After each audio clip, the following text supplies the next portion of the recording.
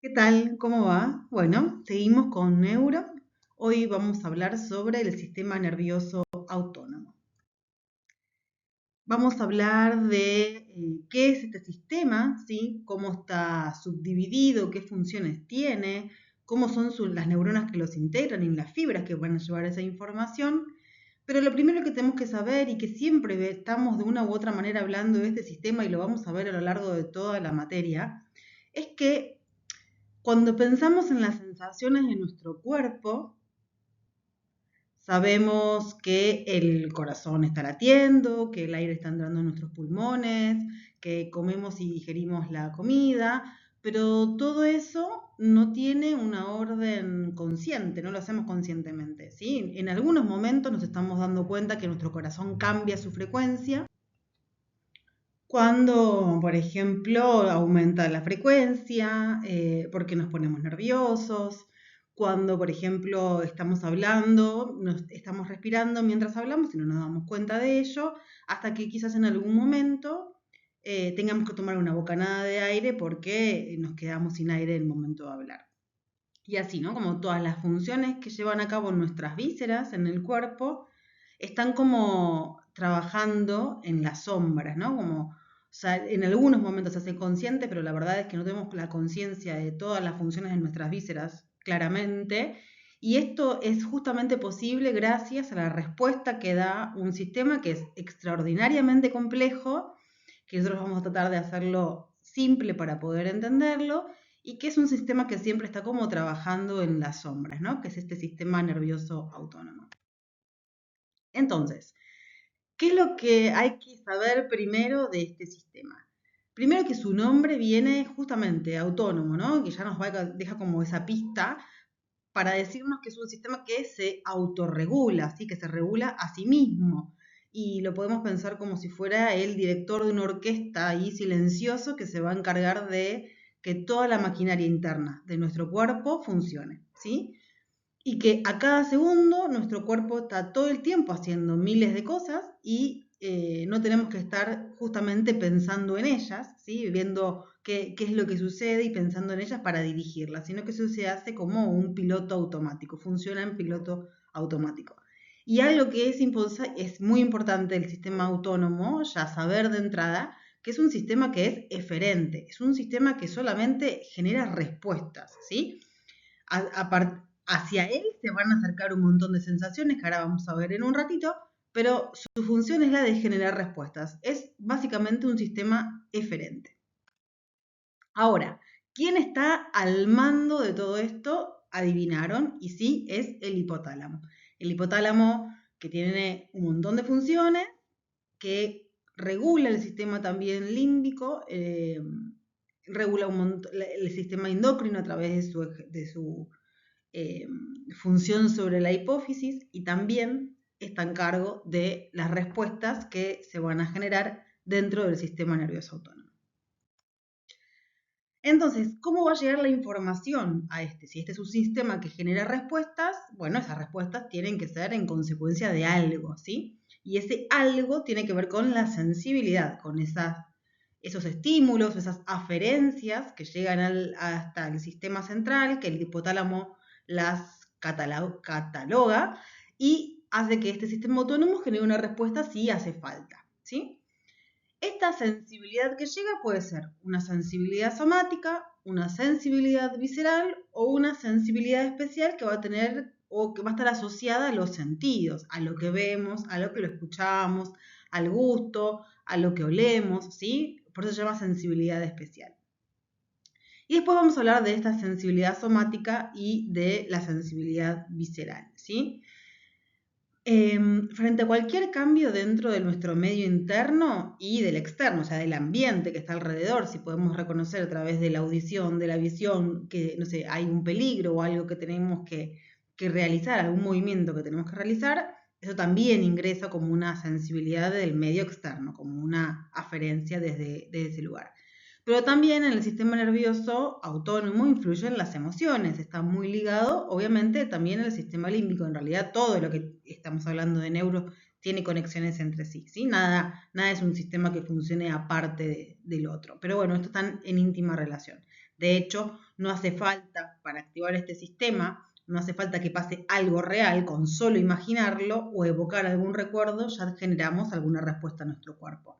Esto quiere decir, por ejemplo, que si yo estoy muy nerviosa preparando un examen y me imagino las escenas posibles, y en general uno se imagina como lo más catastrófico, lo que va a suceder es que el cuerpo se genere como una taquicardia, ¿no? O, por ejemplo, si imagino algo que me da como mucha tranquilidad, o escucho una canción o hago una meditación, el cuerpo tiende a bajar, ¿sí? No hace falta que sea un estímulo real concreto, sino que incluso escenas que imaginamos en nuestra mente o recuerdos que evocamos generan sensaciones, como respuesta de este sistema autónomo. Toda esta información es recibida por fibras aferentes que el cuerpo neuronal se va a encontrar en el ganglio anexo a la raíz dorsal, ese GARD que estaba en la raíz dorsal del nervio espinal, y en ganglios sensitivos que estén asociados a los pares craneales, ¿sí? O sea que en ganglios que están dentro del sistema nervioso periférico, tanto a nivel de los nervios espinales como de los nervios craneales. Y esta prolongación, ese axón que sale de ese soma que está dentro de un ganglio, va a llevar la información al sistema nervioso central, ¿sí? Eso es como, después lo vamos a ver en las vías motoras y sensitivas, que es un escalón, ¿no?, de una neurona pasando a la otra la información, como si fueran las estaciones de un tren. El tren es el nervio que lleva la información, la gente es la información, y esa información va pasando de soma neuronal a soma neuronal, que serían las estaciones del tren, ¿sí? Entonces, todas estas sensaciones van a viajar y van a llegar al sistema neurocentral. Y la mayoría de ellas, las que tienen que ver con la sensibilidad visceral, no son percibidas de manera consciente. Yo no estoy percibiendo cómo se mueve, hay peritaltismo en mi intestino, no estoy percibiendo cómo se liberan las hormonas, cómo se liberan las enzimas, cómo se hace la digestión, cómo pasa el bolo alimenticio del estómago al duodeno. O sea, uno no percibe todas esas cosas. Sí son percibidas, o sea, de manera consciente, cuando media, por ejemplo, una instancia de dolor. Cuando tenemos hambre y nos duele como ese vacío en el estómago. Cuando tenemos sed, ¿sí? Entonces, hay sensaciones que hacen que esa sensibilidad visceral se vuelva consciente cuando se necesita que, como que avisar, como diciendo, bueno, dale, ¿no? Como ponerte las pilas y responde a esto. Bien, y muchas de esas expresiones a nivel consciente de esta sensibilidad tiene que ver cuando aparece un dolor. Y el dolor puede ser el dolor visceral, ¿no? El otro dolor es como mucho más concreto, pero el dolor visceral se puede como dividir a grandes rasgos en dos grupos. Un dolor va a tener que ver con un dolor verdadero, que es como un dolor del órgano, que está asociado a una inflamación o, por ejemplo, a una obstrucción, ¿sí?, de alguna de las partes de las estructuras que forman el sistema digestivo, por ejemplo, ¿sí? Y lo que tiene, o una úlcera, por ejemplo, y lo que tiene esto es que los órganos, las vísceras no tienen la sensibilidad ni para el corte ni para la quemadura, ¿no? Como si yo aislara un órgano y cortara como su pared, no sentiría dolor, ¿sí? No tiene receptores para eso. Después lo que duele frente a otros sistemas nociceptivos, o sea, que respondan al dolor, tienen que ver con a nivel del peritoneo, que es lo que está más inervado, ¿no? Pero sin meterme en todo eso, estos dos grandes grupos, un dolor que es un dolor verdadero, que es esto que tiene que ver con alguna ulceración, una obstrucción, una inflamación de ese órgano, y que se siente como un dolor profundo, un dolor vago y profundo, ¿sí? Y después tenemos el otro tipo de dolor, que es un dolor referido, y este nos va a interesar a lo largo de la carrera también, que es cuando aumenta ese dolor en intensidad y se traslada de una manera a estructuras somáticas que están inervadas por los mismos segmentos a nivel de la médula espinal. Por ejemplo, el dolor que pueden causar las contracciones uterinas, en algún momento se empiezan a sentir como un dolor en el sacro, ¿no?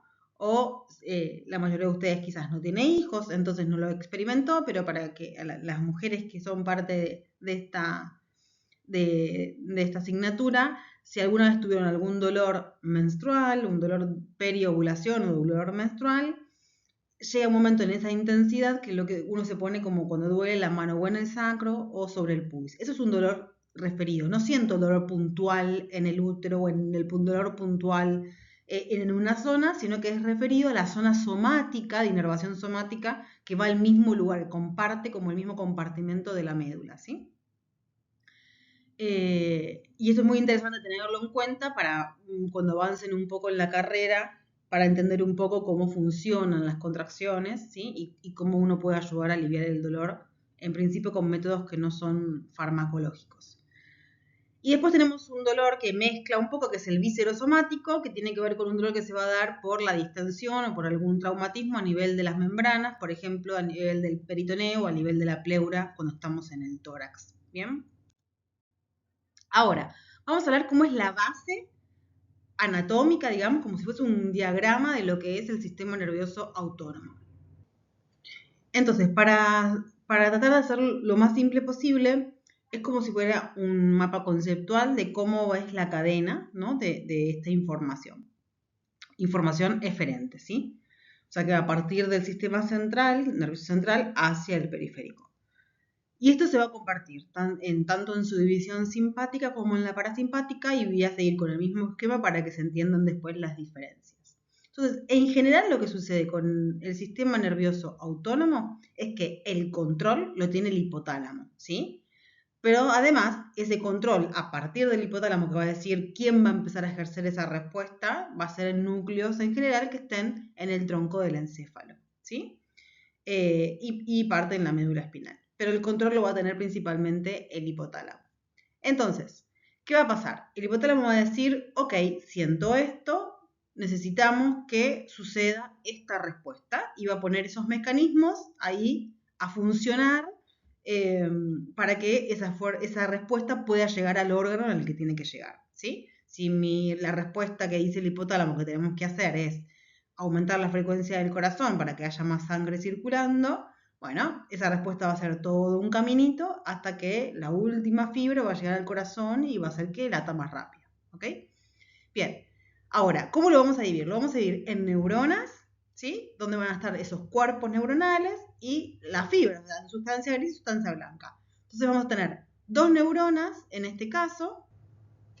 La primera se va a encontrar dentro del sistema nervioso central, y es una neurona que es preganglionar porque está antes del ganglio, que es donde va a estar la segunda neurona, ¿sí? Entonces vamos a tener neurona preganglionar y neurona ganglionar. Quiere decir que va a haber un núcleo, ¿sí? Un soma de esa neurona que va a estar ubicada en el sistema nervioso central, en el tronco del encéfalo o en la médula espinal, y la segunda neurona, o sea, donde se va a hacer la sinapsis, esa segunda neurona se va a encontrar en el sistema nervioso periférico. ¿En dónde? En los ganglios. En los ganglios que tienen información autonómica. Se llaman ganglios autónomos. Y ahí vamos a encontrar esta segunda neurona, que es la neurona ganglionar, por estar dentro del ganglio. Entre neurona y neurona necesita una conexión, o sea, tiene que haber una fibra, o sea, sustancia blanca que transporte esa información, ¿sí? Que va a pasar de la neurona preganglionar a la neurona ganglionar, de la primera neurona a la segunda neurona, de la neurona que está en el sistema central a la neurona que está en el sistema periférico. ¿Bien? Esa que van a conectar ambas neuronas van a ser las fibras preganglionares, porque van a ser fibras que parten de la neurona preganglionar y llevan la información hasta el ganglio, donde está la segunda neurona, con lo cual se llaman preganglionares, ¿bien? Porque son las que van a llegar al ganglio. Y estas fibras preganglionares tienen la característica de encontrarse en principio en el sistema nervioso periférico, y que la mayoría de ellas son mielínicas, ¿bien? O sea, tienen vaina de mielina. Ahora, necesitamos que esa información llegue a ese órgano receptor, ¿sí? Con lo cual, desde esa neurona, segunda neurona que se encuentra dentro de un ganglio autónomo, tiene que salir un axón después de esa primera sinapsis, que va a viajar con los nervios al tejido que necesita inervar, ¿sí? Y estas segundas son fibras que son amielínicas, que no tienen vaina de mielina. ¿Bien? Entonces, en base a esta estructura general, una primera neurona dentro del sistema nervioso central, que se llama neurona preganglionar, sale el axón con la información que le dijo el hipotálamo que tiene que hacer. Esa fibra se llama fibra preganglionar, va a ir por el sistema periférico hasta llegar a un ganglio, ¿sí? Ese ganglio se va a encontrar en el sistema periférico justamente dentro de lo que llaman ganglios autónomos, y de ahí se hizo la sinapsis y esa neurona que recibió esta información le dice a su axón que se meta dentro de los nervios para ir a buscar el receptor que va a ser un órgano, por ejemplo. ¿Sí? Bien. Ahora, el sistema nervioso autónomo, tanto anatómica como funcionalmente, se va a dividir en el sistema nervioso simpático y el sistema nervioso parasimpático. Y esto más o menos queda acá cuando uno pregunta, quizás en un examen, ¿qué es este sistema? Es un sistema que se encarga de esto, que se divide en simpático y parasimpático, y que el simpático es toracolumbar y el parasimpático es craneosacral. Bueno, ¿y qué significa eso? ¿Qué significa que el simpático sea toracolumbar y el otro craneosacral? Significa justamente que esa primera neurona se va a encontrar a ese nivel, ¿sí? Esa primera neurona, la preganglionar, se va a encontrar en ese nivel. Y que son niveles diferentes si estamos hablando del simpático o hablando del parasimpático, porque la función es diferente, ¿bien? Si bien parten del autónomo, tienen funciones diferentes. La función del simpático es movilizar toda nuestra energía en pos de enfrentarnos a un agente estresor, a un peligro, ¿no? Este sistema de la lucha o huida. Entonces, si lo queremos como exagerar, podemos hablar de el sistema que me va a poner en alerta y que, por ejemplo, si yo voy caminando, salgo de la facultad, volviendo a casa y paso por el medio de la Plaza Jusey y la luz, no hay tanta luz como hay ahora, pero es más de noche y no hay nadie y no hay luz, y estoy caminando y siento un peligro porque siento ruido, que cada vez está más cerca mío, o veo una sombra, ¿sí? Yo que entro, hay una alerta, ¿sí? Entiendo que hay un peligro cerca, mi hipotálamo lo siente y empieza a dar órdenes. No es que yo me siento a pensar, bueno, entonces ahora voy a analizar conscientemente que si hay alguien que me está queriendo venir a robar a estas horas de la noche, lo mejor que puedo hacer es salir corriendo. Bueno, no sucede de esa manera porque perderíamos tiempo. Listo, ya está, nos robaron. Entonces, lo que hace el hipotálamo es activar, ¿no? Como este sistema, nos ponemos alertas y bueno, ¿y qué va a suceder? Si yo quiero escaparme de un peligro, lo que voy a necesitar es que este simpático empiece a esto, ¿no? A movilizar toda la energía en pos de enfrentarme a ese peligro.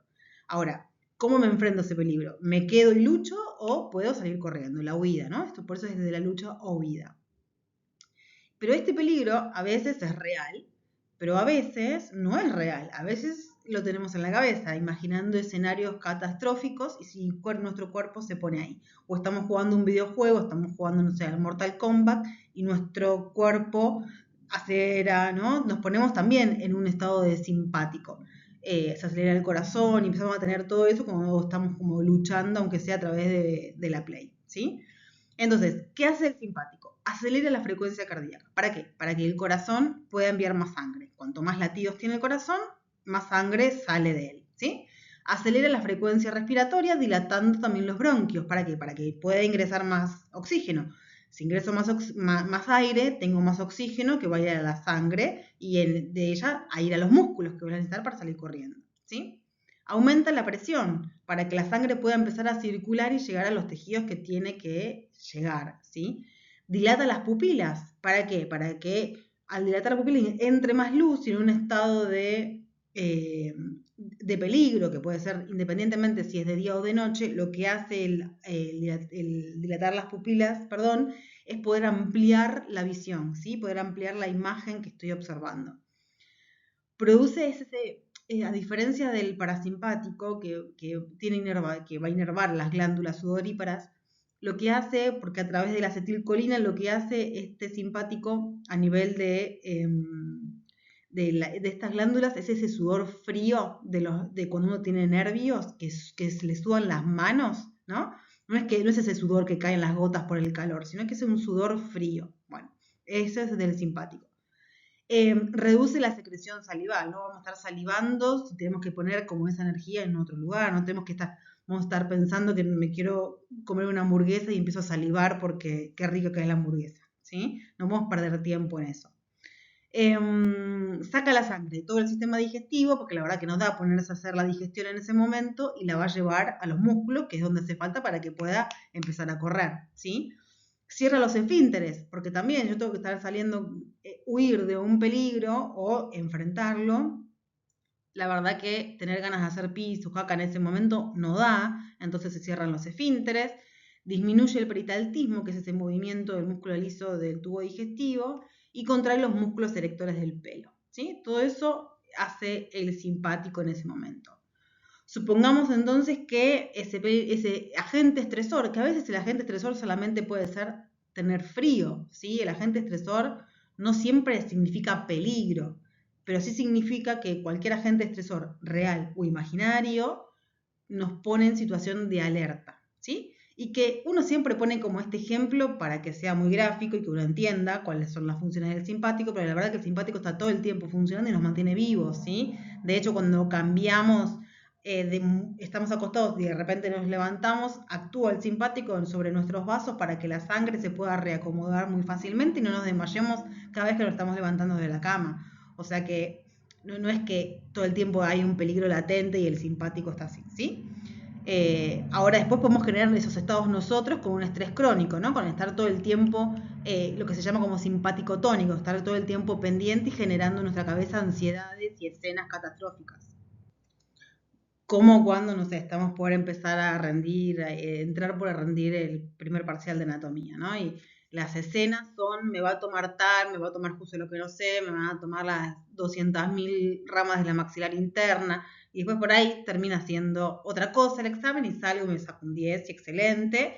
Entonces ahí sí me relajo, respiro hondo y el parasimpático viene ahí a restaurar esa energía que perdí, ¿sí? Entonces, la función del parasimpático es conservar la energía o restaurarla, ¿no? Si pasamos por un estadio del simpático ahí a tope. O si seguimos con el ejemplo de la Plaza Busey, de repente sentimos que se acerca y nos damos vuelta y era una amiga, y entonces ahí respiramos y decimos, ay, boluda, me cagué de miedo, y nos vamos a tomar una birra. Entonces, en ese momento, ¿qué hace? Nuestro hipotálamo dice, chicos, falsa alarma, calmémonos, pone ahí, le avisa al parasimpático que empieza a actuar, y ¿qué es lo que va a suceder? Empieza a reducirse la frecuencia cardíaca, empieza a reducirse la frecuencia respiratoria, entramos como en un estado de calma, ¿sí? Contrae las pupilas y empezamos a tener una visión mucho más de cerca, ya no hace falta que sea tan amplia, ¿sí? Es por eso a veces si rendimos, perdón, me vino a la cabeza, a veces cuando estamos, por ejemplo, estamos muy nerviosos y estamos ahí con el simpático a full y estamos rendiendo un examen escrito, lo que hace el simpático, porque imagina como una escena, ¿no? de riesgo, lo que hace el simpático es esto, ¿no? Como dilatar las pupilas y que podamos observar más de lejos y observar como una imagen más grande. Por eso muchas veces, cuando estamos ahí con el simpático, eso hace que veamos como las letras borrosas, que no podamos como leer muy bien o nítidamente lo que estamos teniendo que leer en el examen, ¿sí? Porque la visión está preparada para otra cosa, no para focalizar. En cambio, en el parasimpático, contrae las pupilas o las normaliza, ¿no? Hay como las vuelve como un reflejo de acomodación, en donde uno puede regular y ya no se necesita tener un campo visual tan abierto, ¿sí? Aumenta la secreción salival y aumenta la secreción sudorípada, devuelve la sangre del sistema digestivo, ¿sí? La saca un poco de los músculos y le hace un poco más de equilibrio, le devuelve a este sistema, abre los esfínteres, en general terminamos de rendir y si encima nos va bien, no estamos cansados, tenemos sueño, tenemos hambre, nos cagamos encima, como que empieza a pasar todo junto después, ¿sí? Y por supuesto aumenta el peritaltismo. Entonces, no es que sean opuestos, sino que el parasimpático un poco que restaura la energía que se gastó con el simpático o todo el tiempo la mantiene como conservada, ¿no? Como en un equilibrio. Entonces, tanto el tiempo funcionando, en un perfecto, en realidad, desequilibrio, ¿sí? Porque van como haciendo esto, necesario para poder mantener la homeostasis, que es, en definitiva, mantener el equilibrio del medio interno de nuestro cuerpo para poder vivir, ¿sí? Y para poder sobrevivir con las cosas que suceden alrededor. Si tenemos que definirlo, el simpático estamos como en modo ninja, todo el tiempo así, sigilosos, mirando a ver qué pasa y todo el tiempo listos para luchar. Y el parasimpático es más del lado del maestro Yoda y estamos como en calma.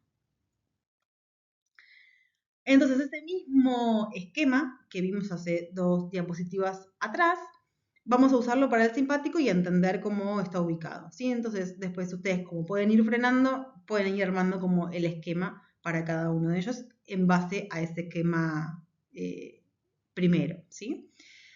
Dijimos entonces que había 2 neuronas, una preganglionar y una ganglionar. La preganglionar en el sistema nervioso central, la ganglionar en el sistema nervioso periférico, ¿sí? Y que había fibras que son preganglionares o postganglionares, que están antes del ganglio y van a hacer sinapsis con la neurona que está en el ganglio, y postganglionares que van a ir hacia los tejidos, hacia las vísceras que tengan que inervar. En el caso del sistema nervioso simpático, las neuronas preganglionares se encuentran en el asta lateral de la médula espinal, ¿sí? Cuando nosotros tenemos un corte transversal de la médula espinal, la sustancia gris de la médula espinal es central y se ve como si fuera una H, ¿bien? Que tiene 2 astas anteriores y 2 astas posteriores. Solamente a nivel de T1 a L12, esa sustancia gris agrega un asta y agrega el asta lateral, derecha e izquierda, ¿sí? Entonces, en toda la médula espinal, esa sustancia gris tiene 2 astas anteriores, 2 astas posteriores. Y solamente en el área toracolumbar, por eso es donde está la primera neurona y se dice que el simpático tiene este tipo de organización toracolumbar. Entonces, solamente a nivel del segmento toracolumbar, que sería entre T1 y L2, del segmento medular, no de la vértebra, ¿no? Se encuentra el asta lateral. Y en esa asta lateral se encuentra esta primera neurona, la neurona preganglionar del sistema simpático. ¿Ok? O sea que el hipotálamo avisa a esas neuronas, che, estas neuronas del asta lateral tienen que hacer esta función. ¿Bien? De ese soma sale un axón, que es la fibra preganglionar, que son fibras mielínicas y que se van a movilizar, van a hacer como la sinapsis, van a movilizarse y van a usar como la acetilcolina, ¿sí? Como intermediario. Lo mismo sucede en el parasimpático, acetilcolina para los dos. Como dato, no hace falta que sepan eso. Ahora, esa fibra, ese axón, llega a la neurona ganglionar, que es la segunda neurona, que se encuentra en el sistema nervioso periférico y hace sinapsis. Esa neurona se encuentra en los ganglios autónomos, ¿bien? Que ahora vamos a ver cuáles son. Que la mayoría de ellos, del sistema simpático, se encuentran en el tronco simpático, que es paravertebral. ¿Qué quiere decir paravertebral? Que si esta es la columna vertebral, los cuerpos, ¿sí? La cara anterior de los cuerpos vertebrales, va a haber de este lado y de este lado 2 cadenas, como si fueran cadenas de perlas, ¿no? Porque tienen un ganglio que es algo redondito, el hilito que los conecta, ¿sí? Como del collar, y otro ganglio, y así sucesivamente a lo largo de toda la cara lateral de los cuerpos vertebrales. Por eso se llama tronco simpático paravertebral. Está ubicado a los lados de los cuerpos vertebrales. ¿Bien? Y de esos, ahora vamos a ver las diferentes direcciones que puede tomar, pero de esa neurona que está dentro de ese ganglio, la segunda neurona de esta vía, sale el axón, que es una fibra postganglionar, que va a viajar entre los nervios hacia las vísceras, hacia la víscera que tiene que salir a inervar. Y eso se va a dar con la noradrenalina, que en definitiva se convierte en adrenalina, y por eso decimos que la adrenalina nos da como esa energía y esa fuerza. ¿Bien? Se llama simpático porque tiene afinidad por las emociones. ¿Bien? El simpático puede ser una emoción de miedo, entonces está como un perrito enojado, ¿sí? Como así. O puede ser que la emoción sea un poquito más amorosa y el simpático entonces no dispara con toda su energía. ¿Bien? Entonces, les dije que a partir de la primera neurona, la vamos a marcar acá, Este es vemos la mitad de la médula, pero es un corte transversal de la médula, un corte horizontal. ¿Y qué tenemos? Tenemos la sustancia gris con, en este caso, un asta posterior, el asta anterior, ¿sí? Y el asta lateral. O sea que esta cortadita de fiambre de la médula está a nivel toracolumbar, entre T1 y L2, ¿bien? Después ya ese asta desaparece. Entonces las primeras neuronas del sistema simpático se encuentran en ese asta lateral. ¿Qué sucede? Bueno, sucede que sale la fibra preganglionar por la raíz ventral del nervio raquídeo, porque todo lo que sucede en el cuerpo trata siempre de ahorrar energía, de hacer el recurso más económico, y para qué va a crear un nervio nuevo si puede meterse en el nervio que está saliendo de ahí. Entonces agarra y corta camino por ahí, ¿sí? Se mete en la raíz ventral o raíz anterior de este nervio espinal o nervio raquídeo, y lo que va a hacer es llegar a este tronco simpático que es paravertebral. Acá, como vemos la mitad, ¿no? La mitad de la médula, vemos una parte de este tronco, de este lado tendría que estar en la otra parte, ¿no? Hay uno derecho y uno izquierdo. Y este tronco está formado por una sucesión de ganglios y unidos por haces, ¿ven? Como un collar de perlas, ¿bien? Entonces acá, estas fibras preganglionares, que salen por la raíz anterior del nervio raquídeo, pueden hacer 3 caminos diferentes, ¿bien? 4, mejor. Van a ingresar por un ramo comunicante al tronco simpático y ahí hacer sinapsis en ese ganglio más cercano donde está esa segunda neurona, y de ahí, de esa segunda neurona, la fibra postganglionar meterse en ese nervio espinal y llegar a la zona, ¿ok? Supongamos que esta información tiene que salir por el nervio espinal T11, ¿no? El torácico 11. Ok, entonces sale por ahí, por la raíz anterior, se mete en el ganglio que está a la altura. ¿Para qué estar yendo? Se tiene que ir como pues, sobre ese lugar. ¿Para qué irse muy arriba ni muy abajo? Se va a quedar en un ganglio que esté bien cerquita al nacimiento del nervio espinal T11. Y de ahí la fibra postganglionar sale por ese nervio espinal T11 y se va a inervar lo que tenga que inervar. ¿Ok? Ese es como el camino más simple. Sale en el mismo nivel, se queda en el mismo nivel y va. Ahorró energía, está súper bien, llegó a donde tiene que llegar. Pero pueden pasar otras cosas. Puede pasar que la información tenga que ir por encima, o sea, hacia la parte cervical, porque recuerden que este asta lateral está solamente entre T1 y L2. ¿Qué pasa si la información tiene que ir por encima de L1? Bueno, por ahí, por la médula no puede subir porque no hay asta lateral a nivel cervical. Entonces lo que tiene que hacer es salir por la raíz anterior, entrar al tronco simpático o cadena simpática y subir, ¿sí? Entonces no hace sinapsis en estos ganglios, sino que hace sinapsis en los ganglios que están a nivel cervical. ¿Bien? Ahí vamos a encontrar 3 ganglios a nivel cervical y en ganglio estrellado,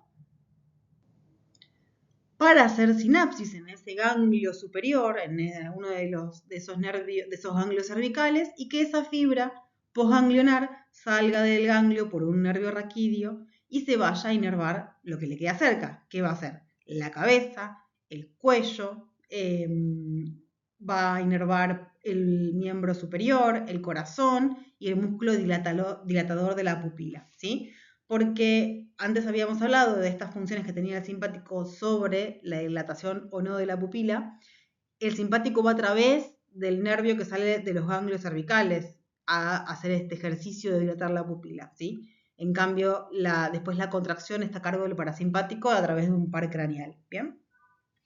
Volviendo entonces, siempre pensar en que el cuerpo ahorra la energía. Entonces, como solamente el asta lateral está entre T1 y L2, y la información que le pidió el hipotálamo que lleve está un poco más arriba, tiene que ir a la cabeza, o tiene que ir al cuello, o tiene que ir al corazón a través del ganglio estrellado, o tiene que ir al miembro superior, lo que hace es meterse en el tronco simpático, ascender, buscar esos ganglios superiores, hacer la sinapsis, y la fibra postganglionar de esos ganglios superiores va a ir a inervar lo que tenga que ir a inervar. ¿Bien?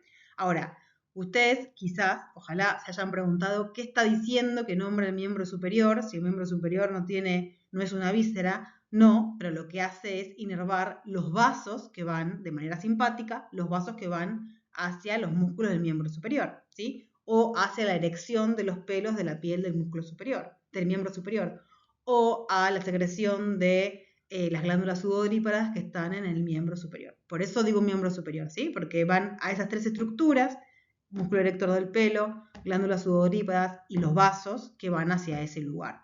Porque si yo quiero llevar sangre para mover los brazos y aumentar como uno puede correr, ¿sí? O necesito treparme o lo que sea, esa sangre obviamente llega a través de las arterias están inervadas por este sistema que hacen que la sangre llegue más rápido. ¿Está bien? Por eso lo nombro. No porque vaya a inervar músculos en sí. Ahora puede pasar que en lugar de tener que llevar la información arriba, el hipotálamo le haya pedido que llegue información para abajo. Que llegue información, por ejemplo, para el miembro inferior.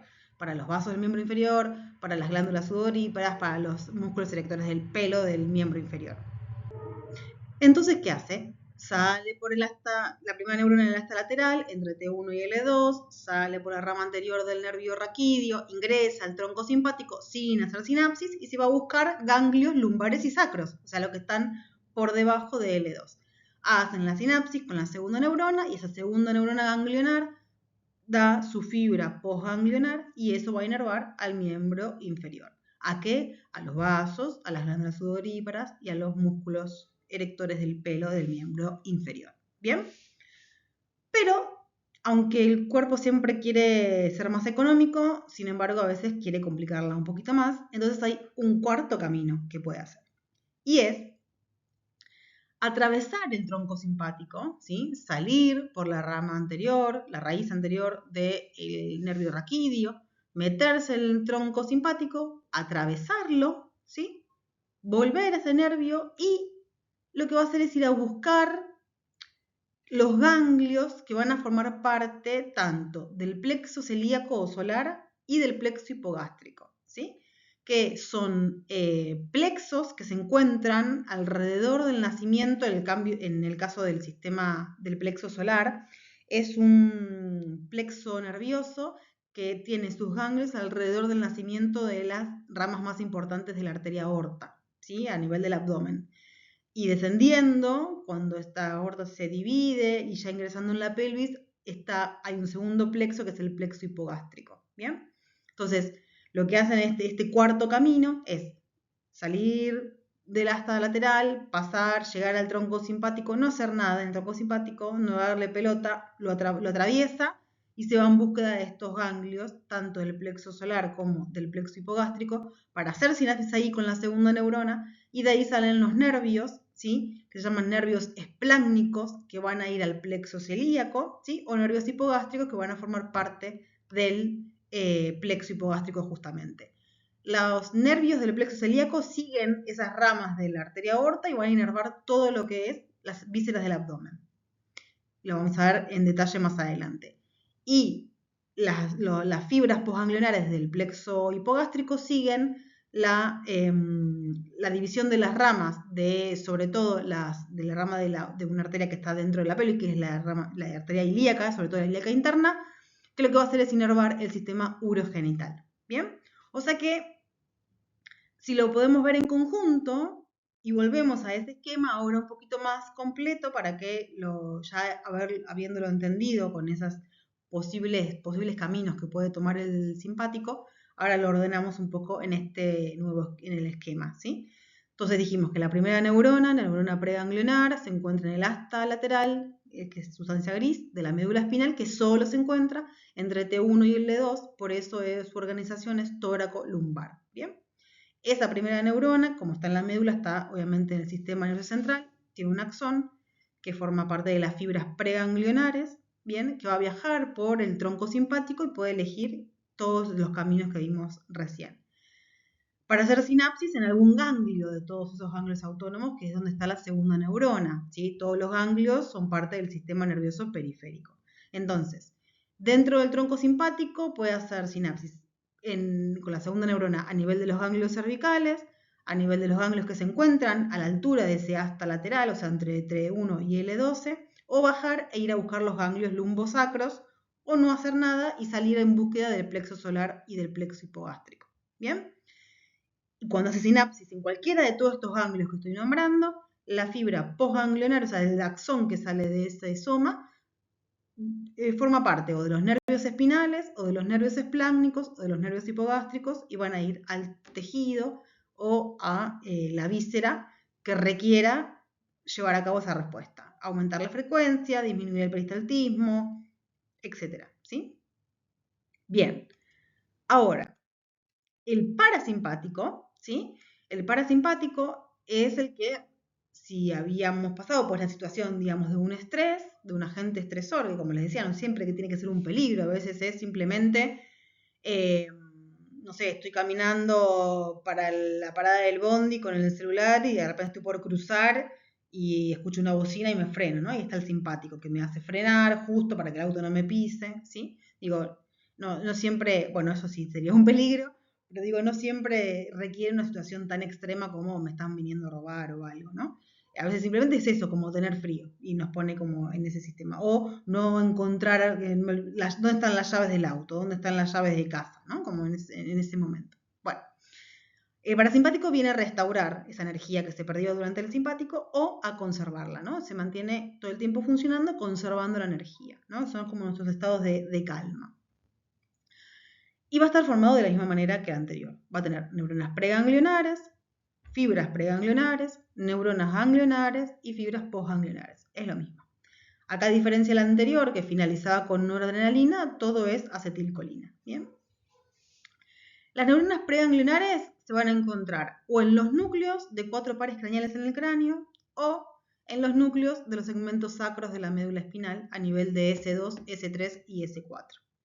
Por eso su organización es cráneo-sacral, porque la primera neurona, que siempre se encuentra en el sistema nervioso central, está o en los núcleos de los nervios 3, 7, 9 y 10, que son oculomotor, facial, glosofaringio y neumogástrico o vago, o a nivel sacro en los núcleos de los segmentos sacros, que se encuentran al nivel del cono medular, ahí cuando termina la médula, que es más o menos a la altura del cuerpo de la primera vértebra lumbar, que van a ser los segmentos de los nervios S2, S3 y S4. ¿Está bien? Sacro 2, 3 y 4. Las fibras preganglionares, o sea, el axón que sale de estas primeras neuronas, se encuentran obviamente con una vaina de mielina y están dentro del sistema nervioso periférico. ¿Bien? Como todo nervio. La segunda neurona, que ya está, que es parte del sistema parasimpático, la segunda neurona, se va a encontrar en ganglios que están anexos o se encuentran como en el camino de ese par craneal, ¿sí? Entonces, para el oculomotor, esa segunda neurona va a estar en el ganglio ciliar. Y después, para el facial, vamos a tener el ganglio, la segunda neurona va a estar en el ganglio submandibular y pterigopalatino, ¿sí? Hay dos ganglios ahí, ahora los vamos a ver mejor. Para el noveno par, la segunda neurona va a estar en el ganglio óptico, y para el décimo par, el vago, la segunda neurona van a organizarse murales o intramurales. Murales quiere decir que están sobre la pared del órgano, intramurales que se encuentran dentro de la pared del órgano, ¿sí? Al interior de la pared del órgano. Excepto del neumogástrico, excepto en la segunda parte del colon, porque a ese nivel van a ir los que están a nivel sacro, ¿sí? De S2, S3 y S4, que se encargan de ir a hacer la sinapsis con esta segunda neurona a nivel de los ganglios que se encuentran en la cercanía de la porción distal del colon y del recto y de los ganglios pélvicos, ¿bien? Y las fibras de estos ganglios, que son, o sea, el axón, que son fibras postganglionares, van a salir de acá, de cualquiera de estos ganglios, y van a ir al tejido en donde tengan que ejercer su función. ¿Bien? Entonces, tenemos el mismo esquema que en el anterior. Vemos que cambia donde está organizada la primera neurona, ¿no? Antes era en la médula, ahora lo tenemos en el tronco del encéfalo, donde están los núcleos de estos pares craneales y a nivel del sacro, de la médula sacra, ¿no? Del segmento medular sacro. Y después tenemos como los ganglios que son anexos a estos pares craneales y a estos nervios sacros donde se encuentra la segunda neurona. Entonces, en principio vamos a hablar de este primer par craneal que tiene información parasimpática, que es el oculomotor o tercer par craneal. ¿Bien? Y lo vemos acá marcado. Acá vemos cómo están los núcleos de los pares craneales de los 4 que tienen información parasimpática y a nivel del segmento sacro de la médula espinal, a este nivel también cómo se encuentran los núcleos, o sea, las neuronas para S2, S3 y S4, la formación de esos nervios, ¿bien? Entonces eso lo que voy a hacer es como ir como más grande en esa figura para ir de a poquito con cada uno de estos pares craneales sobre todo. Empezando por el óculo motor, que es el tercer par craneal, como les decía, acá vemos su origen aparente, ¿bien? A nivel del mesencéfalo, ingresa a la órbita por la fisura orbitaria superior dentro del anillo de Zinn, que es ese conjunto, tendón conjunto de los músculos rectos, se divide en las ramas para inervar los músculos oculares, pero da una ramita, que es la que va a llevar esta fibra, ¿sí? Con información parasimpática, y va a hacer sinapsis con la segunda neurona que se encuentra acá en el ganglio ciliar. ¿Bien? Esa segunda neurona que está dentro del ganglio ciliar tiene un axón, que es la fibra postganglionar, y ese axón va a ir a inervar, ese nervio va a ir a inervar el músculo esfínter de la pupila y el músculo ciliar para poder permitir la acomodación de la vista cuando es en una vista cercana. ¿Bien? Bien. El otro par craneal que tiene información parasimpática es el séptimo par craneal, que es el nervio facial. ¿Bien? El nervio facial tiene núcleos, su origen real son en núcleos, donde hay distintas información. Información sensitiva, información motor, información parasimpática. Bien, la que está parasimpática es la que vemos en celeste. La información motor es la que está en rojo, que una vez que pasa el foramen estilomastoideo va a inervar los músculos faciales, que ya eso lo vimos. Esta que está en verde es como su parte sensorial, que va a tener parte de inervación sensitiva del paladar y va a participar también en el gusto, en la transmisión del gusto. Pero ahora nos vamos a centrar en lo que está en celeste, que es que la primera neurona se encuentra en este núcleo del facial, que tiene información parasimpática, sale su fibra preganglionar en búsqueda de la segunda neurona, que están como marcadas con estos redondeles, donde se encuentra la segunda neurona dentro de este ganglio. Entonces va a haber uno que es en el ganglio que se encuentra, que es el pterigo palatino, ¿sí? Que lo vamos a encontrar en este nivel, y de este ganglio pterigo palatino va a salir la fibra postganglionar, o sea, es ese nervio, ese axón, que va a inervar las glándulas lagrimal y la glándula nasal. Y a nivel del ganglio este que encontramos acá, ¿sí? Que es el ganglio submandibular, va a hacer sinapsis con la segunda neurona y esa segunda neurona va a dar la fibra postganglionar que va a inervar las glándulas submandibular y sublingual, que son glándulas salivales, ¿bien? Para la liberación justamente de la saliva. Después tenemos el glosofaringio, que es el noveno par craneal. Y entre otras funciones, el glosofaringio tiene función parasimpática, obviamente, porque lo estoy nombrando en esta clase.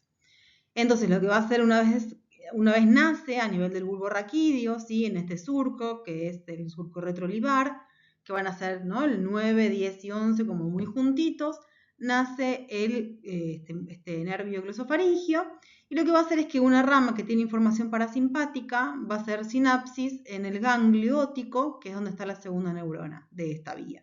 ¿Bien? Del ganglio óptico va a salir el nervio que tiene información parasimpática, que es la fibra postganglionar, y va a inervar la glándula parótida, que es la glándula principal salival. ¿Bien? Y finalmente, dentro de los pares craneales, encontramos al neumogástrico o nervio vago, que también tiene su nacimiento a nivel del bulbo raquídeo, ¿sí? Por debajo del glosofaringio, y va a ir en búsqueda del ganglio para hacer digamos, la sinapsis con la segunda neurona. Ahora, esos ganglios están muy cerquita de los órganos, ¿sí? A diferencia del simpático que estaba cerca del nacimiento de esas fibras, en el parasimpático los ganglios, en lugar de estar cerquita, están lejos, o sea, están más cerca de los tejidos, están más cerca de los órganos. Y puntualmente del neumogástrico, estos ganglios son murales, o sea, en la pared de los órganos, e intramurales.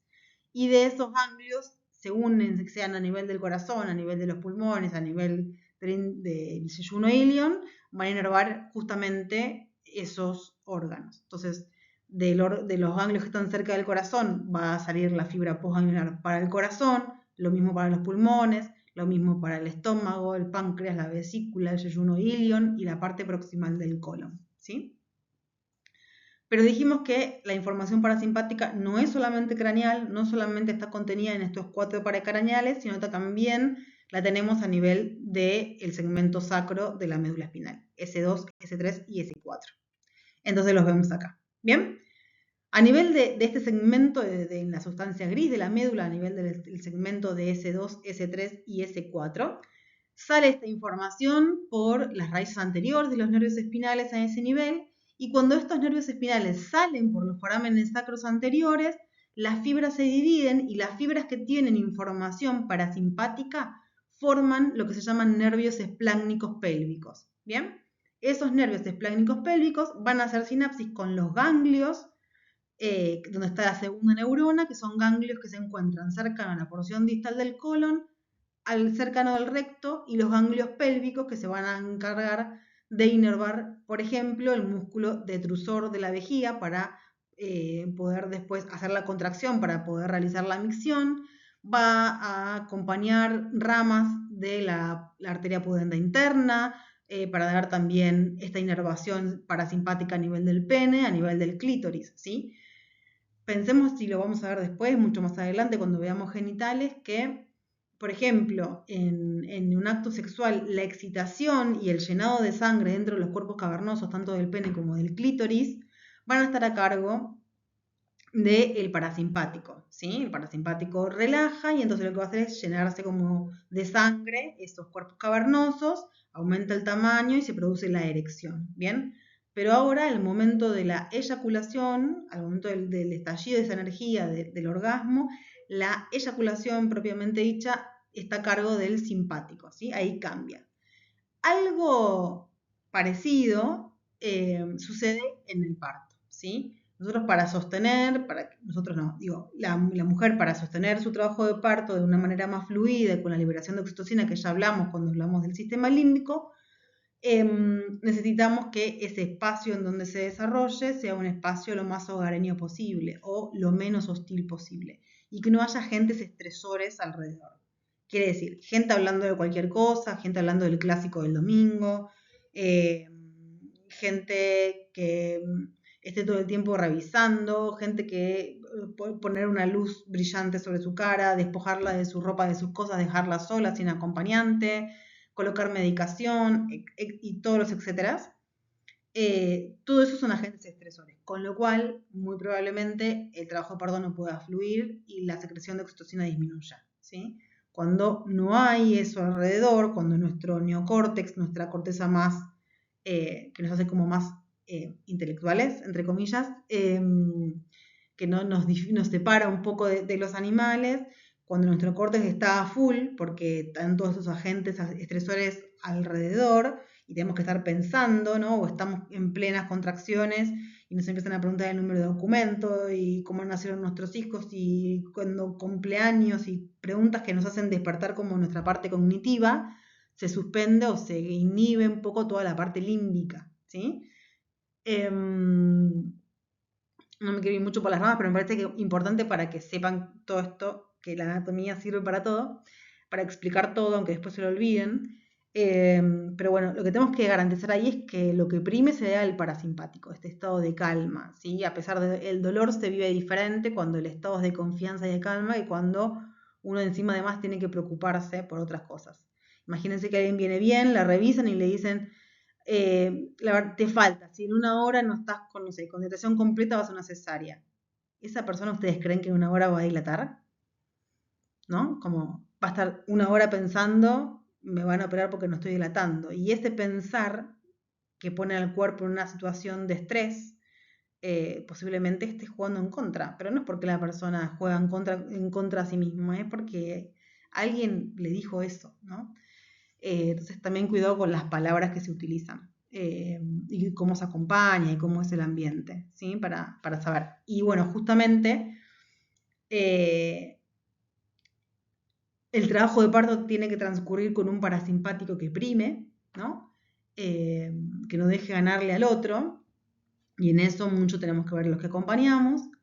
Y el momento del nacimiento propio del nacimiento hay un reflejo de eyección, después ya lo van a ver, pero que es cuando la mujer hace, ¿no? Empieza a pujar y el bebé empieza a nacer, es un reflejo de eyección, Y ahí sí necesitamos la adrenalina, porque necesitamos esa energía, ¿no? La mujer a veces grita y se agarra fuerte y empieza a pujar y nace el bebé y ahí se necesita el simpático, ¿sí? Entonces, salvando las diferencias, es muy parecido a lo que sucede durante, por ejemplo, una excitación y después la llegada del orgasmo, ¿sí? Bien. Y último, para saber, porque es importante y porque existe, ¿sí? Sobre todo ahora que se está estudiando mucho, ¿no? Como todo este sistema, como el cerebro que tenemos en el intestino, sobre todo con algunas enfermedades autoinmunes, con la microbiota, con todo lo que se sucede a ese nivel, está como muy desarrollado. Solo voy a hacer como este apartado, como este entre paréntesis para hablar de este sistema nervioso, que es parte del sistema autónomo y es el nervioso entérico. Entérico viene de intestino delgado, ¿sí? Del yeyuno ilion. La cantidad de neuronas que se encuentran a nivel del intestino igual a la cantidad de neuronas que se encuentran en la médula espinal para que tengan una idea de la importancia de esto. ¿Bien? ¿Dónde se va a encontrar este sistema nervioso entérico? Desde la región media del esófago hasta el conducto anal, o sea, todo el sistema digestivo, ¿sí?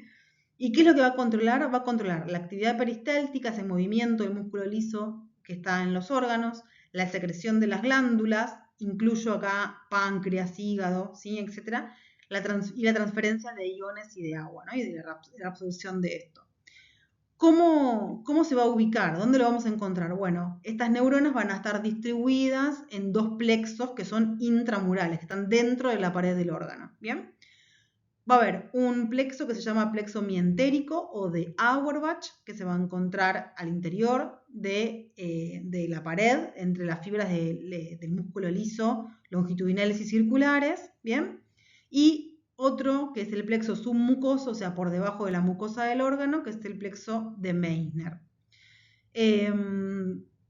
Entonces, todo el núcleo motor, digamos, del neumogástrico va a ser el que proporciona la inervación parasimpática preganglionar de todo el tubo digestivo, excepto en la parte del colon tal y del recto, que habíamos visto que estaba a cargo de los nervios espláncnicos pélvicos, ¿sí?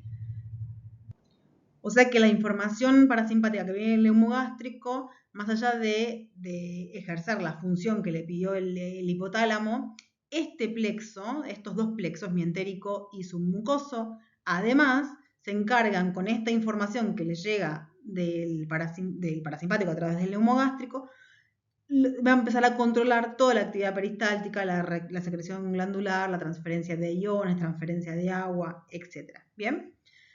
Y la parte simpática, digamos, llega a través de los nervios de los segmentos medulares entre T5 y T11, que son los segmentos medulares que se encargan de esta parte del sistema digestivo para inervar. Salen como de esas fetitas, ¿no? De T5 a T11 y van al plexo solar y de ahí llegan, ¿ok? Pero a pesar de que llega esta información como de estos dos sistemas grandes, simpático y parasimpático, el tubo digestivo tiene en sí su propio sistema autónomo, que es el sistema nervioso entérico. Bien, espero que se haya entendido.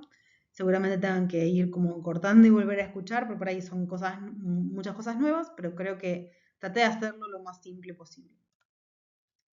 Entonces, al final, como conclusión, para que estén así más interesados para estudiar este tema, y que no solamente me digan se divide en simpático, parasimpático, toracolumbar y cráneo sacral, y que puedan poner más información en este tema, es que podemos concluir que es como un sistema que es como si fuese un puente que va a unir nuestras emociones y las funciones de nuestro cuerpo, ¿sí?